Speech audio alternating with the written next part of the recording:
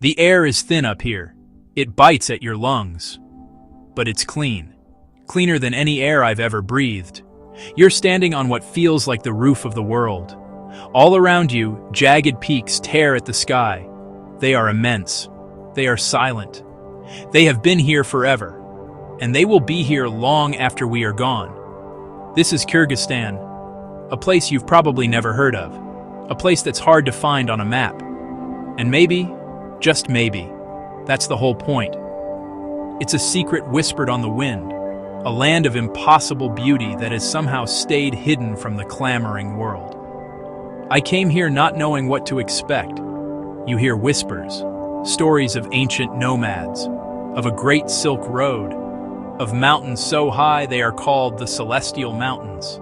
But words don't do it justice. Nothing can prepare you for the scale of it all, the sheer unapologetic grandeur. You feel small here, humbled, not in a bad way, but in a way that puts things into perspective. The little worries, the daily grind, it all just melts away in the face of these silent, snow-dusted giants. It's a profound kind of quiet that settles deep into your bones. This isn't a country you simply see. It's a country you feel. You feel it in the crisp morning air that makes your eyes water. You feel it in the warmth of the sun on your face as it crests a distant ridge. You see it in the impossible blue of the high-altitude lakes, a blue so deep it feels like you could fall into the sky itself. It's a landscape that demands your attention. It forces you to slow down, to breathe, to just be present. There's no room for distraction here. The mountain, the sky, the endless, rolling steppe. And then there are the people, the ones who call this formidable place home. Their faces are etched with the stories of this land. They are tough, resilient, and possess a warmth that seems to radiate from the very core of their being. They live in concert with the seasons, their lives dictated by the rhythm of the mountains and the needs of their animals. To understand Kyrgyzstan, you must understand its people. They are the heart of this place, the living embodiment of its ancient soul. Their story is woven into every valley and every mountain pass. So, what is this place really? It's a question that's both simple and impossible to answer. It's a nation of horsemen, a land where hospitality isn't just a custom, it's a sacred duty. It's a place where the ghosts of Genghis Khan and the Silk Road traders still linger in the dust of the high passes. It's a country caught between a nomadic past and an uncertain future, a fascinating crossroads of cultures and histories. Here, the traditions of the ancestors are not relics in a museum. They are lived every single day, out in the open, under a vast and unforgiving sky. This journey isn't about ticking off landmarks from a guidebook. It's not about finding the perfect Instagram spot, though you'll find plenty of those without even trying. This is about something else. It's about connection. It's about sitting on a felt rug inside a warm yurt, sharing a bowl of hot tea with a family you've just met, listening to stories told in a language you don't understand, but somehow you get the meaning, feeling the powerful bond between a man and his horse, a partnership forged over centuries of survival in this wild land. We will travel across the Great Ranges. We will see lakes that shimmer like jewels dropped from the heavens. We'll meet the nomads who follow their herds across the Jailus, the summer pastures, a life that has changed little over 1,000 years. We'll taste the food that fuels them, hearty, honest, made from the earth. We'll wander through the bustling markets of Bishkek, Soviet-era architecture, modern cafes, young people dreaming of the future. This is an invitation. Forget what you think you know about Central Asia. Push aside the headlines and the stereotypes. Come with an open mind and an open heart. Let this hidden nation show you its secrets. Let it challenge you. Let it move you. Let it steal a small piece of your heart, just as it stole mine. This is a journey to a place on the edge of the map, but also a journey inward. A journey to Kyrgyzstan, the land where ancient nomads meet the majestic peaks. Let's go get lost. The celestial mountains, the breath of the glacier, the eye of the earth, a land that shapes the soul. They call them the Tian Shan, the celestial mountains. And when you're here, you understand why. They don't just scrape the sky, they seem to hold it up. These aren't the gentle, rolling hills of some storybook landscape. They are brutal. They are sharp. Ridges like the serrated edge of a knife slice through the clouds. They are a geological event that is still happening. A slow-motion collision of continents you can feel in the profound silence. There's a power here that is hard to describe. It's not loud. It's a deep, rumbling quiet that gets under your skin. A quiet that speaks of time on a scale we can barely comprehend. You drive for hours and the scenery just gets bigger. The valleys widen into vast, empty plains, only to be squeezed again by towering rock walls. The roads, where they exist, are mere suggestions, scratches of dirt clinging to the side of a cliff. Every turn reveals a new vista, another impossible arrangement of rock and ice and sky. You see peaks that have no names, at least not on any map you'll ever own. They belong to the people who live in their shadow, to the eagles that circle their summits. They are a constant presence, a reminder of your own smallness in the grand scheme of things. The colors change with the light. In the morning, soft, painted in shades of purple and rose. By midday, stark and unforgiving, gray rock and white snow against deep blue. Then, as evening approaches, they catch fire. The setting sun spills across the western faces, turning them molten gold. You just sit and watch, humbled by the daily spectacle. You feel the temperature drop as the shadows reclaim the valleys for the night. Living here means living with the mountains. They are not just a backdrop. They are a character in every story. They dictate where you can go, when you can travel, what you can grow. They provide the water that flows down into the pastures, giving life to the grass that feeds the herds. They bring the storms. They bring the avalanches. They bring the brutal cold of winter. They give. They take away. To survive here, you don't fight the mountains. You learn their language. You respect their power. You learn to live in the spaces they allow you. You climb higher. The green of the lower valleys begins to fade. The trees become sparse, then disappear altogether. You are entering a different world now, a world of rock and ice. This is the domain of the glaciers. These ancient rivers of ice are the lifeblood of Kyrgyzstan.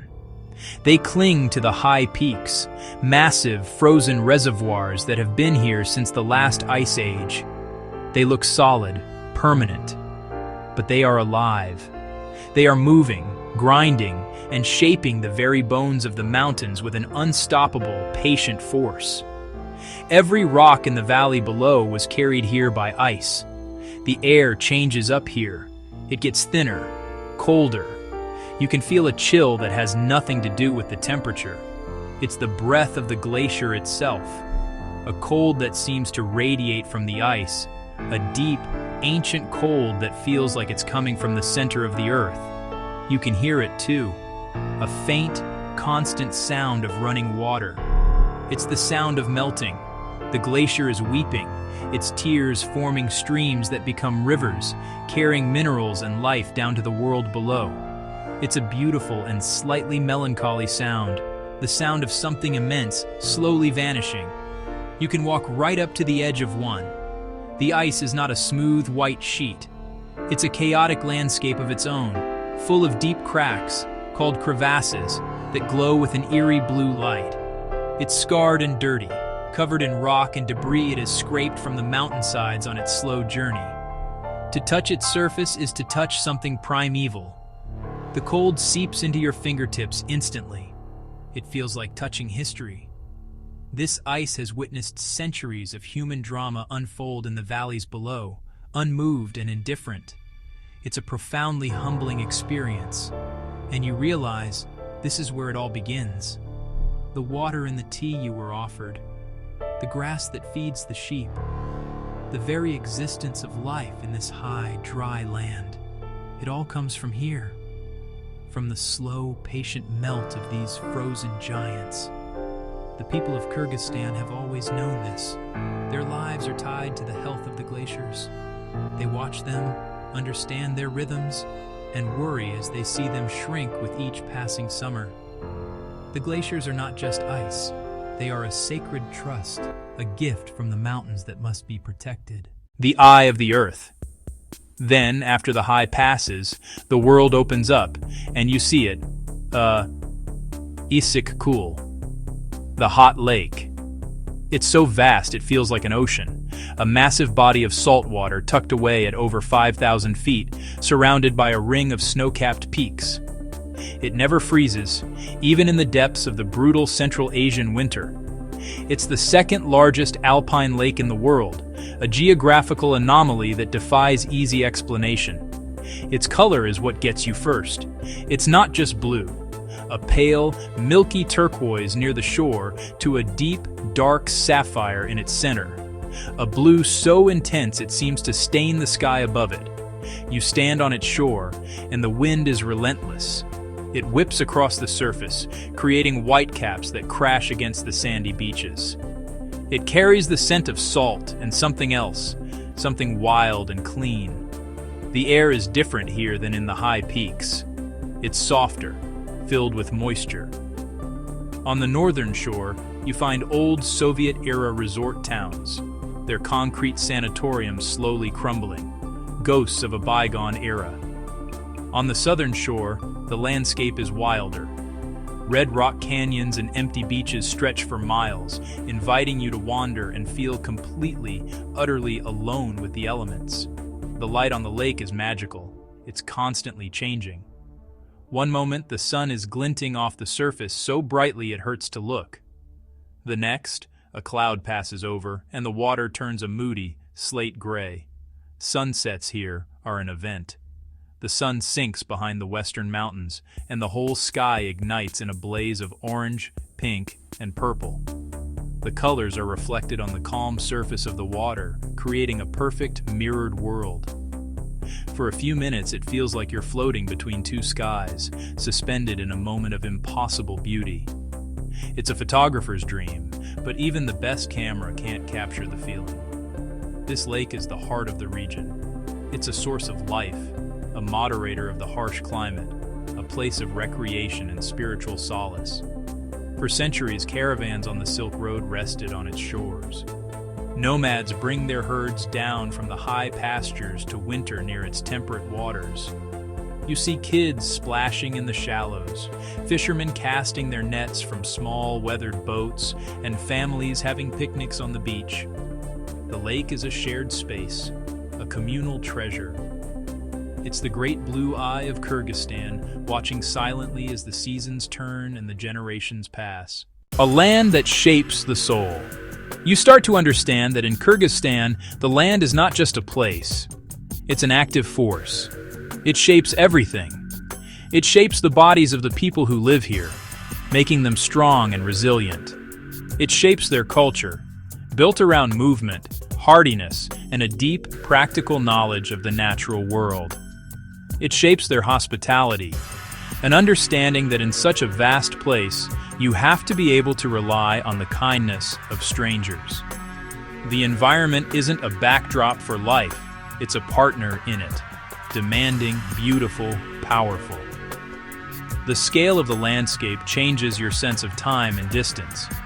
A village that looks close might be a 3-hour drive away on a winding mountain road. This forces a different rhythm on you, a slower pace. You stop measuring life in minutes and hours and start thinking in terms of sunrises and sunsets, seasons and migrations. You learn patience. You learn to appreciate the journey itself, not just the destination. The simple act of getting from one place to another becomes an adventure. This constant exposure to raw, untamed nature has a profound effect on your psyche. It strips away the non-essential, the daily noise of modern life, the endless notifications, the petty anxieties. They all seem ridiculous out here. There's a clarity that comes from standing in a valley where the only sounds are the wind, the cry of a hawk, and the distant bleating of sheep. It recalibrates your soul. It reminds you of what's real: earth, sky, water, the warmth of the sun, the simple, profound joy of being alive in a beautiful place. And so, the mountains and the lakes get inside you. They become a part of your own internal landscape. You find yourself thinking about them long after you've left. The image of a snow-dusted peak at dawn, the impossible blue of BISHKEK'S, the feeling of the wind on your face in a high pasture. These things stay with you. This land doesn't just show you its beauty, it leaves an imprint on you. It teaches you something about resilience, about simplicity, about your own place in the world. It's a powerful lesson, taught not with words, but with rock, wind, light. The White House of the Steppe. The landscape changes. The jagged peaks recede and the world softens into vast rolling grasslands. The summer pastures, the GLACIER. Scattered across the endless green like mushrooms after a rain, you see them. The yurts. These are not just tents. They are homes. The white houses of the steppe. For centuries, this has been the center of the Kyrgyz universe. A warm, circular world in the middle of a vast, empty wilderness. From a distance, they look small and fragile. Up close, you see the genius of their design. A yurt is a marvel of engineering. Made of felt, wool pressed and matted into a thick, insulating fabric. Stretched over a collapsible wooden lattice frame, a family can raise or take down a yurt in just a few hours, light enough to be carried by camels or by a small truck, strong enough to withstand ferocious winds. There are no nails, no screws, just wood, wool, rope, all working in perfect harmony. You step inside, ducking through the low wooden door. The chaos of the wind outside disappears. It's quiet. It's warm. The air smells of wood smoke, old wool, and something milky and sour. A circle of light streams down from the tunduk, the wooden crown at the roof's apex. More than a chimney or window, it's a national symbol on the Kyrgyz flag. It represents family, home, the universe. The connection between the small world inside and the great wide world outside. The inside is a single circular room, but it's full of life. Brightly colored carpets and felt rugs, shiredaks, cover floor and walls, stacks of blankets and pillows, ready for sleeping. A small cast-iron stove sits at the center, the home's heart, ready for tea. This is where life happens. Babies are born. Stories are told, meals are shared, songs are sung, a space that feels ancient and incredibly alive, a perfect circle of warmth and family. To live the nomadic life is to live in rhythm with the seasons, you know. In the spring, as the snow melts in the high country, the families pack up their yurts. The entire household is loaded onto horses, camels, or old Soviet-era trucks. They begin the slow journey upward, leaving the dry, dusty lowlands behind, following the green. Moving their herds of sheep, goats, and horses to the fresh, lush pastures of the GLACIER. This is the Great Migration, an ancient cycle of movement, the very essence of what it means to be Kyrgyz. This isn't a vacation, it's hard work. It's a constant battle against the elements. The weather in the mountains is unpredictable. A sunny morning can turn into a hailstorm. A sudden snow can blanket the pastures. The animals need constant watching. They can wander off, get sick, or be taken by wolves. The life is relentless, demanding strength and an intimate knowledge of the land. You have to know where to find the best grass, the safest water, the most sheltered valleys. It's a wisdom passed down not in books, but from father to son, from mother to daughter. But for all its hardships, there is a deep sense of freedom here. You are untethered. You are your own boss. Your backyard is a 1,000,000-acre national park that changes every few months. The children grow up wild and strong, learning to ride horses almost before they can walk. They don't have video games. They don't have shopping malls. They have the sky, the mountains, and the entire valley as their playground. They learn responsibility from a young age, helping with the animals, gathering wood, fetching water. It's a tough upbringing, but it forges a resilience you don't find anywhere else. And then, as the first chill of autumn touches the air, the cycle reverses. The grass begins to fade. The nights grow longer and colder. It's time to go down. The yurts are taken apart once more. The herds are gathered. The slow procession begins its descent. The J-Loos are left to the silence and the snow to rest and recover for the next year. This life in motion isn't about wandering aimlessly. It's a purposeful, strategic existence, a brilliant adaptation to one of the most challenging environments on Earth. You cannot understand Kyrgyzstan without understanding the horse. Here the horse is not just an animal. It's a partner, a friend, a symbol of wealth, a symbol of status, a symbol of freedom.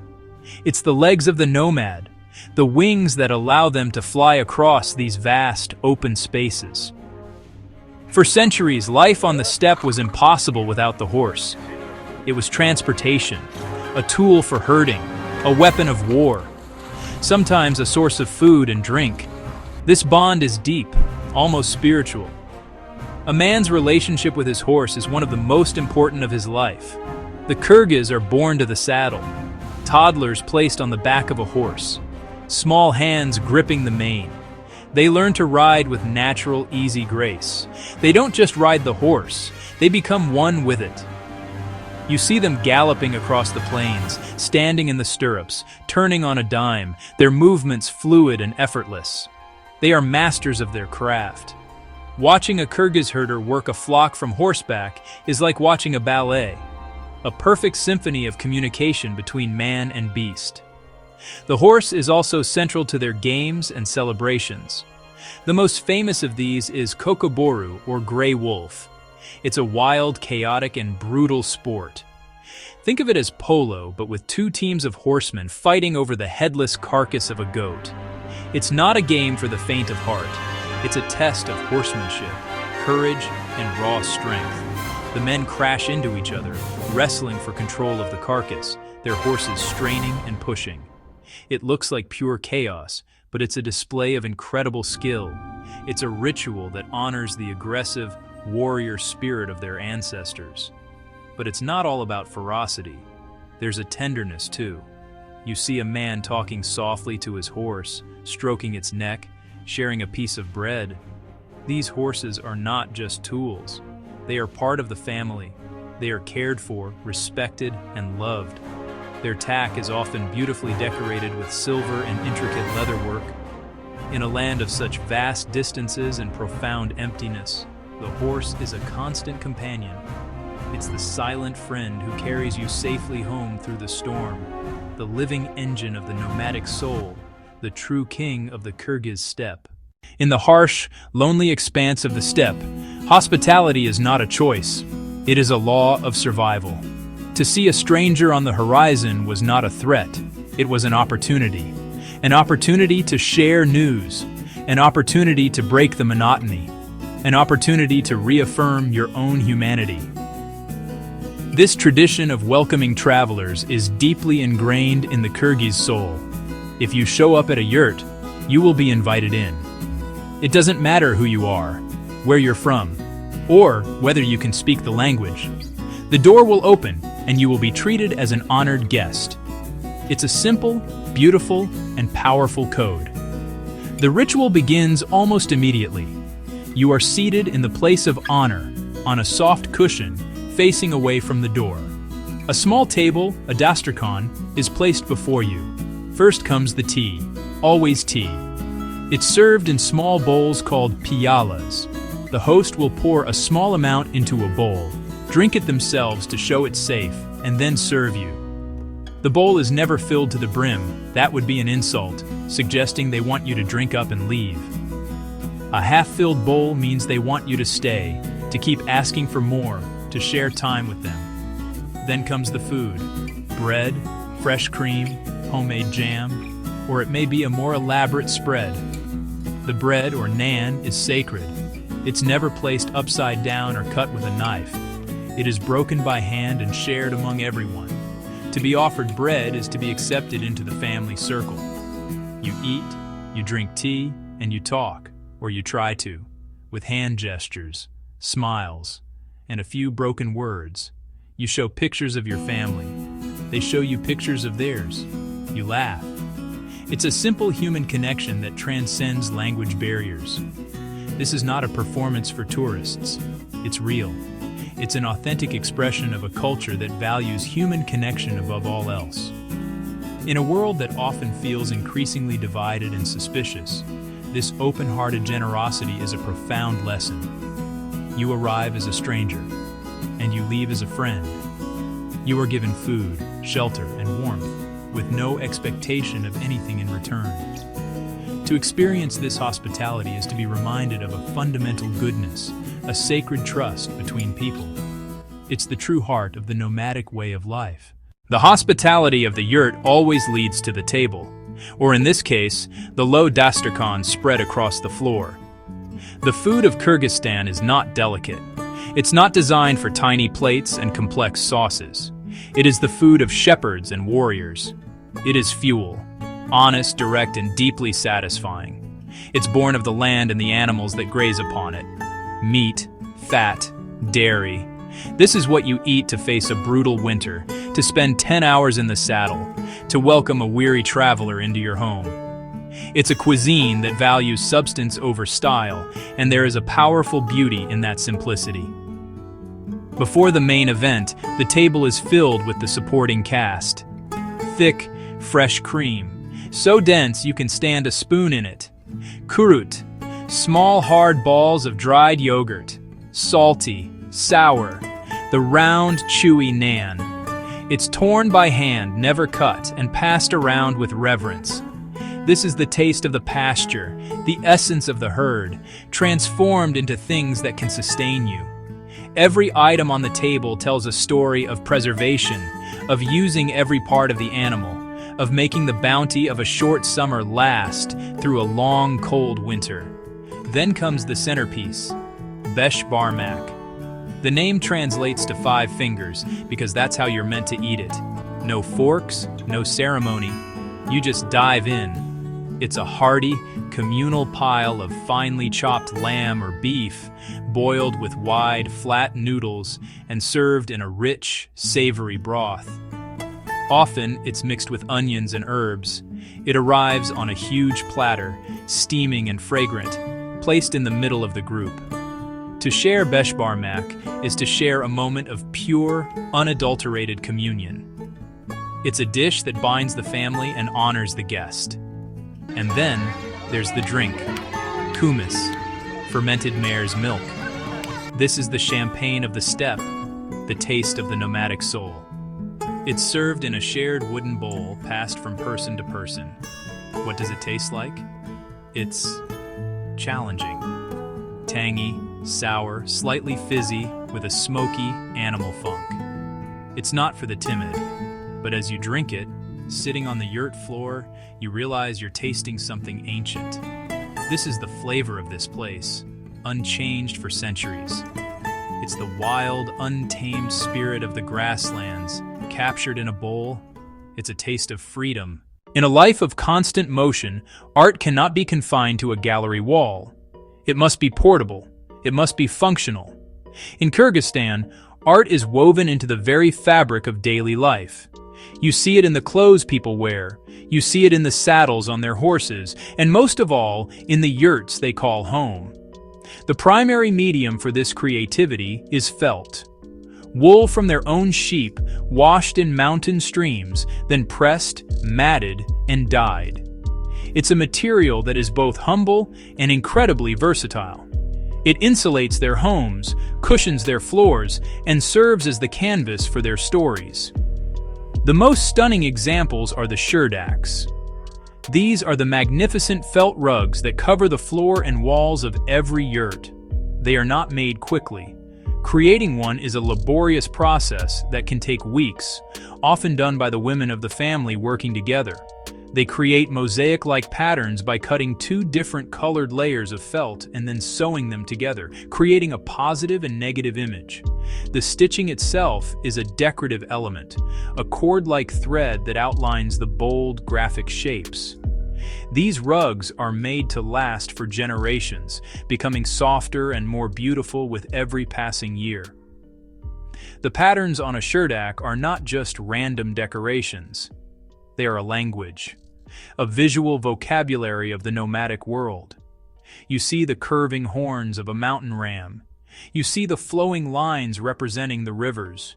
You see stylized images of mountain peaks, eagles, and the cosmos. These symbols are prayers for protection, for fertility, for a healthy herd, and a safe journey. A shirdak is a map of the Kyrgyz soul, a story of their world told in wool and thread. To walk on one is to walk on a piece of living history.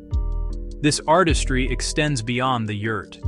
You see it in the intricate leatherwork of a horse's harness, adorned with silver medallions. You see it in the fine embroidery on a man's traditional felt hat, the ake kalpak, its white color and design signifying his age and status. You see it in the colorful tassels that hang from the tunduk at the center of the yurt. In this culture, there is no separation between the beautiful and the useful. Everything that is made to serve a purpose is also made to please the eye and nourish the soul. After the endless green of the pastures and the profound silence of the mountains, Bishkek is a shock to the system. The capital city rises from the flat plains, a grid of wide, leafy boulevards and imposing Soviet-era architecture. It's a city of concrete and marble, a place that feels a world away from the yurts of the Jailu. This is the other side of Kyrgyzstan, the modern face, bureaucracy, commerce, traffic. It can feel a bit gray and imposing at first, but you quickly find the city's true pulse, loudest at Osh Bazaar, the city's sprawling, chaotic central market. You dive into a maze of covered alleyways and your senses are immediately overwhelmed. The air is thick with the smell of 1,000 things at once.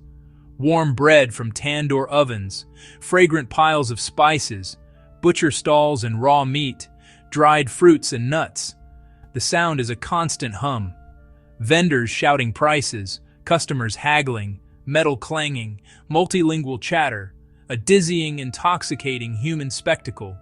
This is where you find the best street food. Forget fancy restaurants. The real taste of the city is right here. The star is the samsa. Flaky pastry pockets, spiced lamb and onions inside, slapped into a clay tandoor and baked golden. You buy one hot, wrapped in paper. You break it open, steam rising. You take a bite. Greasy, savory, absolutely delicious. The perfect food for a city on the move. Wandering, past and present collide on every corner. Mana's statue standing proudly. The spot where Lenin once stood. Old Ladas, Marshrutka vans, shiny new SUVs, brutalist apartment blocks, traditional Kyrgyz patterns on facades. The city doesn't hide its history, it lives with it. Juxtapositions, nomadic steppe, and planned Soviet grid. It is a work in progress. Look around Bishkek and you see them everywhere. The new generation, the young people of Kyrgyzstan. They sit in stylish cafes, sipping lattes, scrolling through their smartphones. Dressed in the global uniform of jeans, t-shirts, they look like young people anywhere in the world. They talk about fashion, they talk about music, they talk about starting a business, they talk about seeing the world. They are connected, ambitious, and full of a restless energy. They are the future of this country, navigating a world that their shepherd grandparents could never have imagined. This city is their pasture, their Jailu. But they have not forgotten where they come from. The connection to the mountains, to the nomadic heritage. It's just expressed in different ways. Their language, Kyrgyz, Russian, English, they are not rejecting their culture. They are remixing it. A young man studies computer programming. He still spends summers helping with the herds. A young woman dreams of opening a marketing agency. She makes perfect borsuk. They feel a deep pride in their country's unique identity. They want to be part of the global community on their own terms, as Kyrgyz. This is the new nomadic spirit. Ancestors moved in search of grass. This generation moves in search of opportunity, education, connection. Bishkek is not a rejection of the Kyrgyz soul. It's its latest adaptation. Another kind of camp, a base to explore a changing world. One foot in an ancient, epic past, the other stepping into an unwritten future. The journey of this nation is far from over. It is just beginning a new chapter. The sun is setting again over the Tian Shan. From a high ridge, the world below is a sea of deepening shadows. The air grows cold and the silence returns. A profound, soul-deep quiet that feels like the earth taking a breath. It's time to leave. But how do you leave a place that has worked its way into your bones? You came here to see mountains and meet nomads. You thought you were just an observer, a visitor passing through. But Kyrgyzstan doesn't let you just pass through. It asks something of you. It asks you to be present, to connect, to feel. It's a place that gets under your skin and stays there. Looking back, it's not just one single image that comes to mind. It's a collage of moments, a mosaic of feelings. It's the sharp, clean bite of the air at 12,000 feet. It's the impossible, soul-piercing blue of Issyk-Kul Lake. It's the taste of salt and sour on your tongue from a piece of kurut. It's the rough texture of a shurdak rug beneath your hands. It's the warmth of a bowl of tea passed to you by a stranger who, for a short while, treated you like family. It's the sound of a horse's hooves on the rocky ground, a rhythm that has echoed through these valleys for 1,000 years. This is a story about a place, yes, but it's really a story about people. It's about the herder whose face is a roadmap of sun and wind, but whose eyes hold a deep kindness. It's about the women whose hands are both strong enough to build a home and gentle enough to stitch a story into felt. It's about the young kids in Bishkek trying to build a new world while honoring the old one. The landscape is the stage, magnificent and epic, but the people are the heart of the play. They are the living, breathing soul of Kyrgyzstan, their resilience and warmth as monumental as the mountains they call home. You realize that the land and the people are not two separate things. They are one. The mountains have shaped the people, making them tough, independent, and deeply hospitable. And the people have shaped the land, not by conquering it, but by learning to live in harmony with it, their yurts and herds a gentle, temporary presence on the ancient earth. To understand this place is to understand that relationship. It's a story of respect, of survival, of a bond between humanity and nature that most of the world has long forgotten. It's a powerful and humbling lesson. What do you take with you when you leave? More than just photographs or souvenirs. You take a new sense of perspective. You've been to a place where a person's wealth is measured in their livestock and their generosity, not their bank account.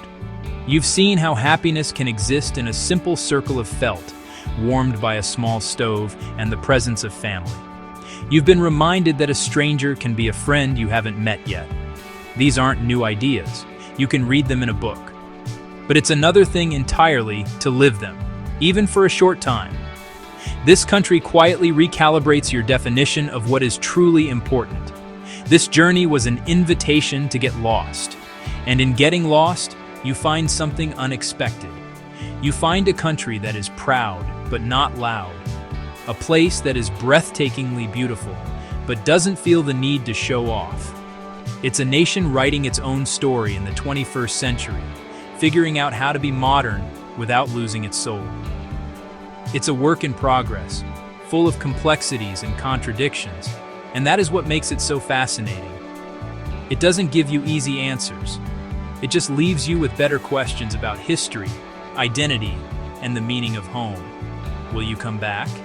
Maybe, but the truth is, a part of you will never leave. The echo of the mountains will stay with you. The memory of the open-hearted welcome will serve as a benchmark for kindness. Kyrgyzstan is not just a destination on a map anymore. It's a feeling. It's a memory that will surface on a quiet day, reminding you of the vastness of the world and the goodness that can be found in its most hidden corners. It's a reminder that the greatest adventures are often found in the places we knew the least about. The map of the world is full of famous places, well-trodden paths, and destinations that everyone knows. But the most rewarding journeys are often to the blank spaces in between, to the places that whisper rather than shout. Kyrgyzstan is one of those whispers. It's a story that is still being told, a journey that is still unfolding. And the best thing I can wish for you is that one day you'll go and add your own chapter to it. There are always more roads to travel, more people to meet, and more mountains waiting patiently on the horizon. The journey is never really over. Music swells and fades to black.